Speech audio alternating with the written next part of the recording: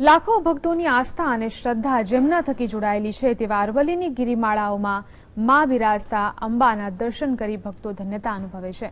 આ સાથે જ આ વિસ્તારમાં આવેલું માંગલ્ય વન પણ હવે દર્શનાર્થીઓ અને પ્રકૃતિ પ્રેમીઓને આકર્ષી રહ્યું છે। કુદરતની ભવ્ય રમણીયતા જ્યાં વરેલી છે તે અંગે જોઈએ આ વિશેષ અહેવાલ। માંગલ્ય વન જીવનને મંગલ કરતું આ માંગલ્ય વન અંબાજીની શોભા વધારી રહ્યું છે। 2005માં ગુજરાતના તે વખતના મુખ્યપ્રધાન નરેન્દ્ર મોદીએ અહીં બોરસલીનું છોડ વાવ્યો અને આજે આ છોડ ઘટાદાર બનીને અડીખમ ઊભું છે। આ વનમાં આજે 15 લાખથી પણ વધુ છોડ ઉછરી રહ્યા છે। અહીં પાસે જ રાશિ વન પણ બનાવવામાં આવ્યું છે, જેમાં કઈ રાશિ પ્રમાણે કયા પ્રકારના વૃક્ષો તે રાશિના જાતકની સમસ્યાનું સમાધાન કરી શકે છે તેની વિગતો પણ આપવામાં આવી છે। ગાર્ડન છે તો ગાર્ડનની અંદર જાત જાતના ને વૃક્ષો ને ફૂલો બગીચા છે।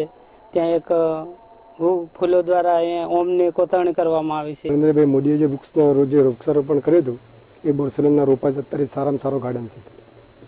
અને જે રાશિવન છે એનું શું મહત્વ છે? રાશિવન અત્યારે મહત્વ સારામાં સારો છે।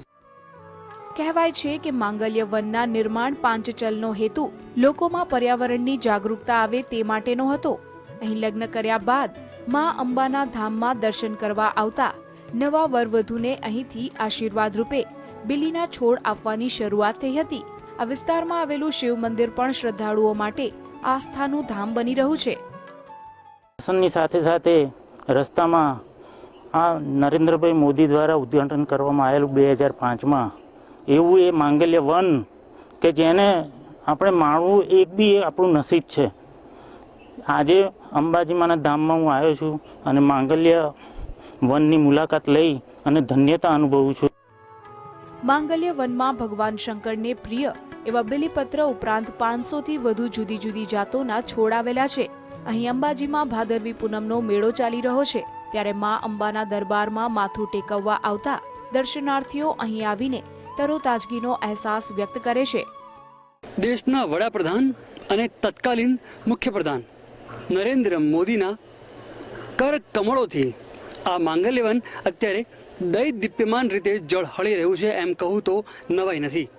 પરંતુ સોનાની થાળીમાં લોઢાની મેઘ સમાન ઘટના એ પણ છે કે 15થી 16 લાખ જેટલા અહીંયા વૃક્ષોને વાવવા માટે પાણી તો પીવડાવાય છે, પરંતુ અહીંયા જે સહેલાણીઓ આવે છે એમના માટે પીવાના પાણીની કોઈ જ વ્યવસ્થા નથી।